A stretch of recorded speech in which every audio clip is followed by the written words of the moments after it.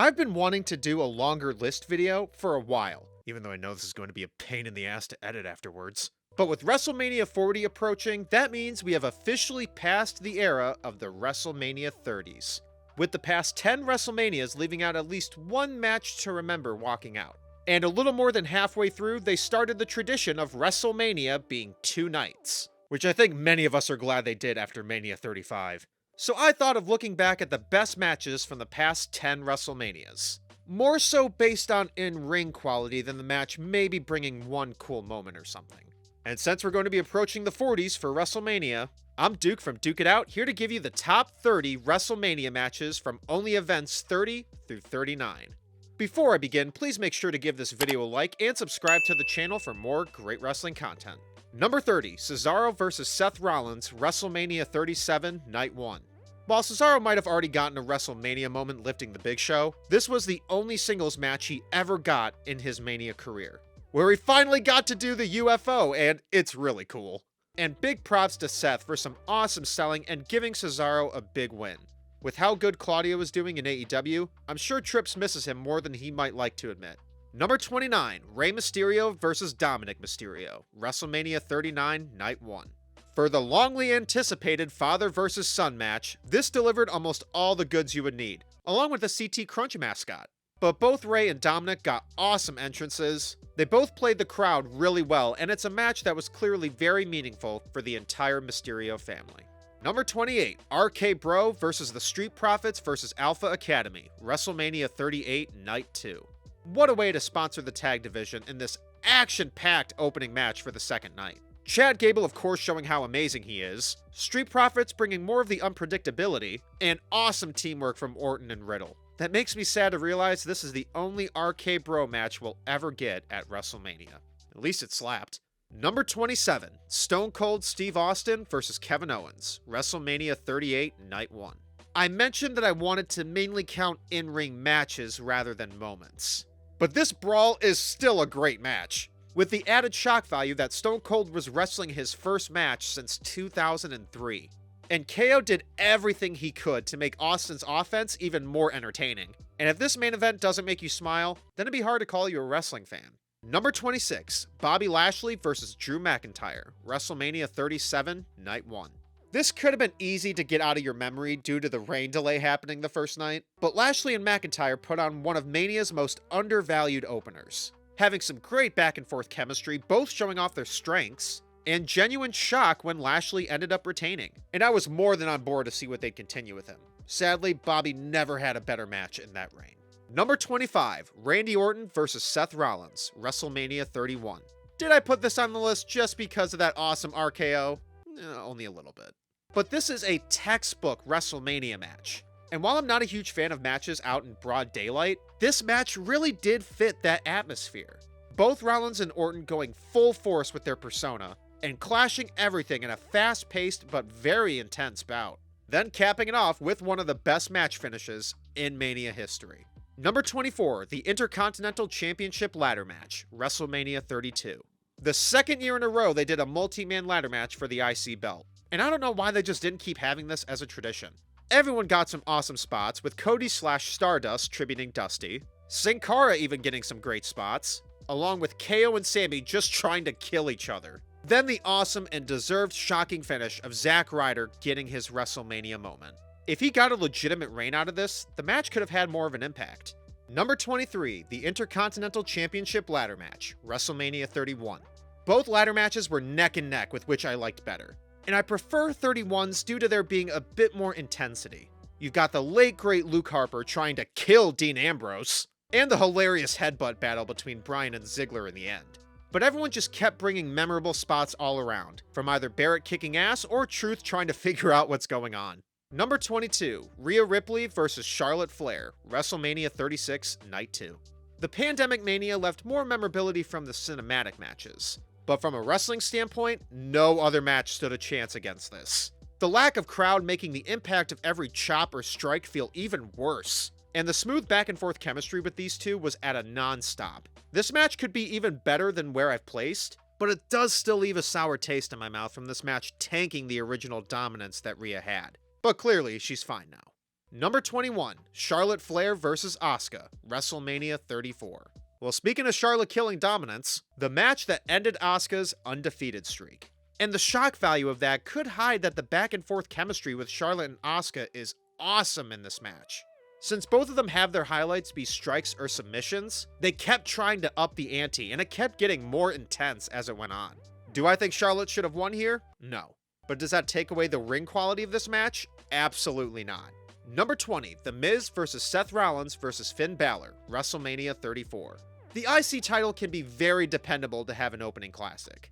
And this triple threat's a prime example. Miz showing off why he was argued for the best IC champion at that point, Finn Balor brought some great intensity to make the outcome a lot less predictable, and Seth Rollins bringing some fantastic adrenaline to get his first ever Intercontinental title. And speaking of Seth, number 19, Seth Rollins vs. Logan Paul, WrestleMania 39, Night 1. It's still irritating on how good Logan Paul is in WWE. And this brought out some of the best spots that he's ever had, showing off that he can have some great back and forth encounters with their arguably best wrestler. And the ring knowledge Rollins kept showing off seemed to make any move from Logan seem more fueled.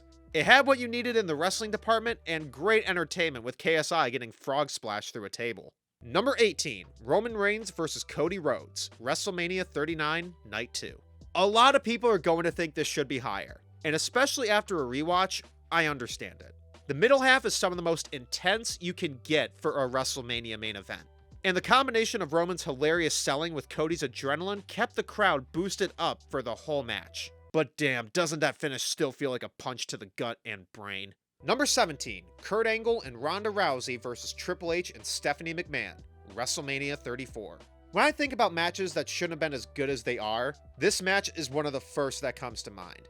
Ronda bringing out way more than we would have imagined in her debut, and brought out some awesome moments, especially from her one-on-one sequence with Triple H, along with Kurt, Hunter, and Stephanie bringing awesome character work the whole way through. Sports entertainment, motherfucker! Number 16, AJ Styles vs. Shane McMahon, WrestleMania 33. This also falls in the category of matches that shouldn't have been as good. AJ Styles was extremely over after his first reign as WWE Champion, so it seemed like they put him with Shane to just have him on the card. But these two stole the show. Shane doing his typical risky spots and Styles showing off his great abilities, while wittingly outsmarting Shane O'Mac the entire time. My first time watching this, I was almost pissed on how good this was. Number 15, Cody Rhodes vs. Seth Rollins, WrestleMania 38, Night 1. While the return of Cody was expected by a lot of people, we didn't really know that we would get the American Nightmare with Kingdom as his theme song and him rising up through the Cody Vader. And once that shocking entrance was finished, we got the first in a fantastic trilogy between Cody and Seth. Rollins using every bit of anger to his advantage, in and outside of the ring. And Cody showing any casual fans what he had been working on since he left. And the bionic elbow with the crossroads was an awesome start to the Mania story of Cody. Number 14, Charlotte Flair vs. Sasha Banks vs. Becky Lynch, WrestleMania 32. The official end to the Divas Championship. And what a way to show how the women's division would be booked for the foreseeable future, with everyone, especially Sasha, getting a grand WrestleMania entrance.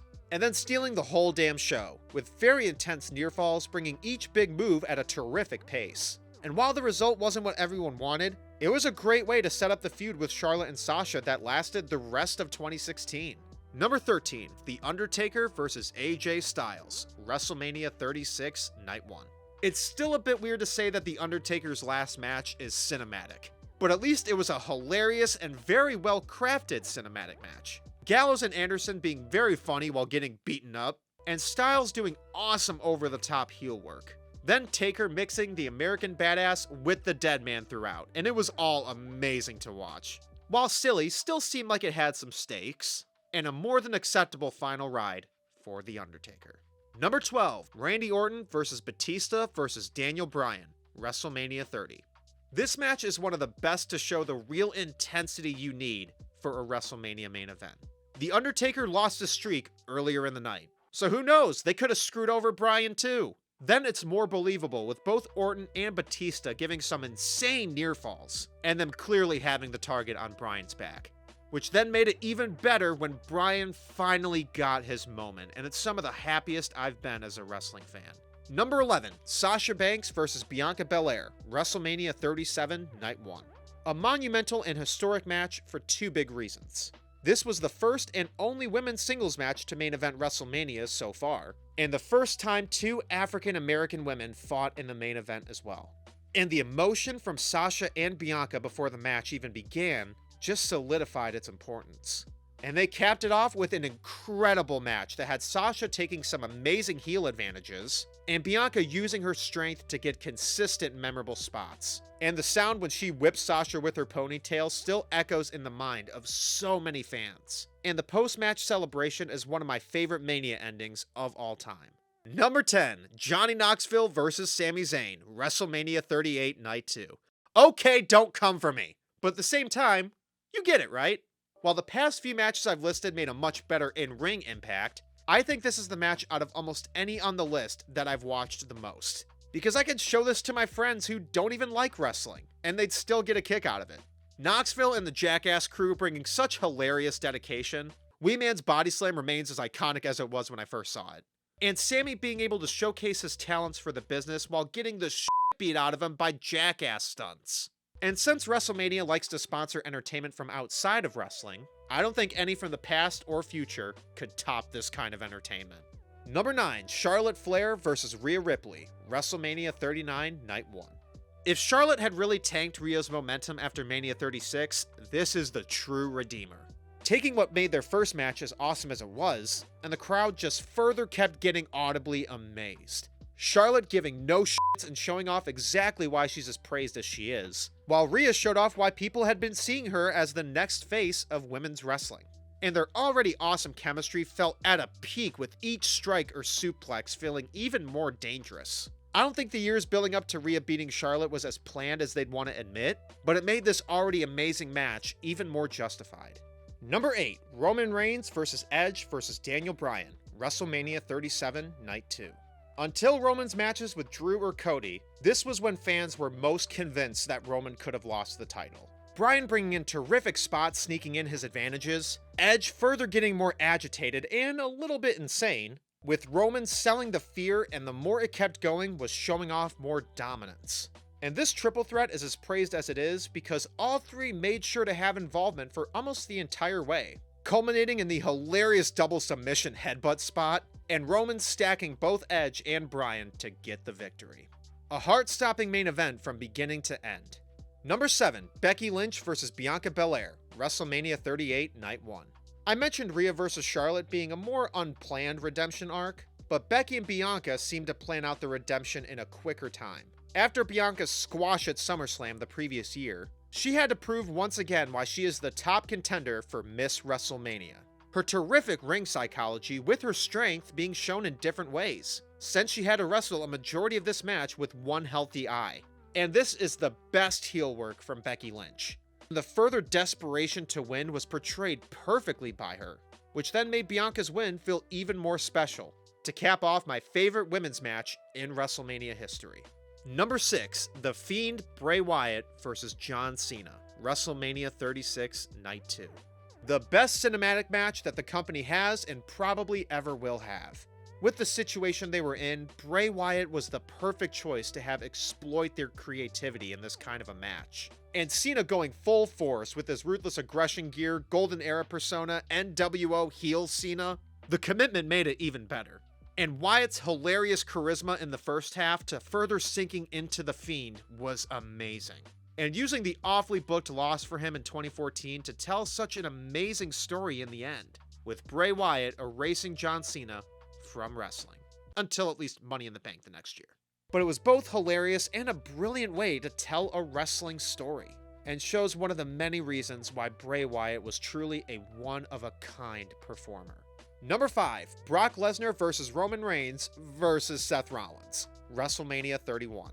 Like everyone else, I thought this match was going to be the shittiest of shits, but this is one of the best Mania main events of all time. Brock debuting the phrase Suplex City, bitch, and selling everything scarily to where we thought he was about to lose to the big dog. And Roman sold the attacks from Brock really well and had great timing for his comebacks. Then the cherry on top arrived when Seth Rollins ran down the ramp to cash in his Money in the Bank briefcase. The heist of the century was the best shocking finish you could have had at that time. And Rollins walking out champion was the epitome of what makes Mania 31 one of the most shockingly great shows in WWE history. Number 4, Gunþi vs. Sheamus vs. Drew McIntyre, WrestleMania 39 Night 2. While the previous match can't fully count as a triple threat, this fight for the ages would still remain the best triple threat potentially in all of Mania's history. Gunþi being the complete beast that he is, to the point where it became a mission for both Sheamus and Drew to mainly take out Gunþi, which then brings great drama when Drew stops Sheamus from winning it. Especially since this is more recent, there isn't as much I can say that hasn't already been said by either anyone else or from other videos of mine talking about this match. Number 3, Daniel Bryan vs. Kofi Kingston, WrestleMania 35. Kofi Mania might have been the happiest accident in WWE's modern era. I'm really sorry, Mustafa Ali. But it soon became a mission for Kofi and Bryan behind the scenes to make sure Kofi gets the match and moment that he had long deserved. Bryan being insanely brutal, and it's probably the most memorable heel performance in his entire career. And Kofi bringing out the fire and heart that we had been anxiously anticipating. It left me on the edge of my seat nonstop until everyone stood up with joy when Kofi won his first and only WWE Championship.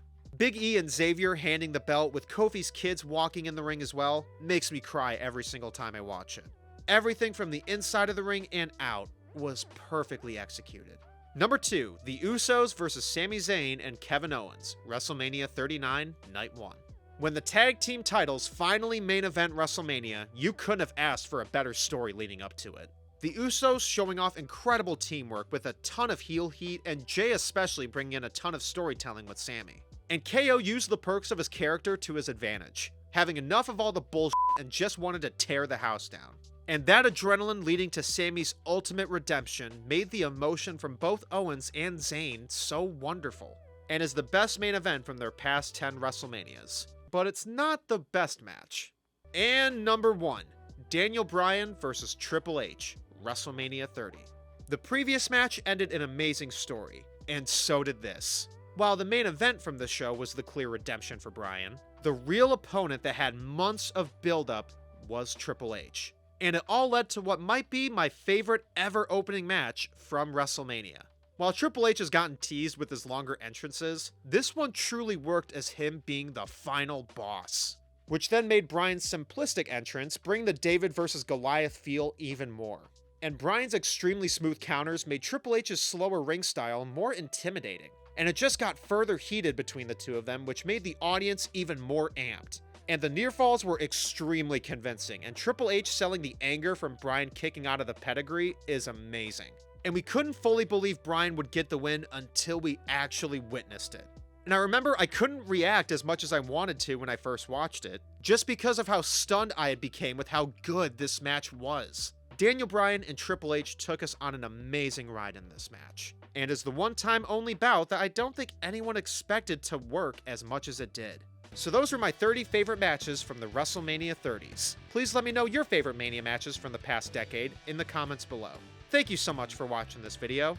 Please make sure to like this video, subscribe to the channel, ring the bell for notifications, and duke out your opinions below in the comments.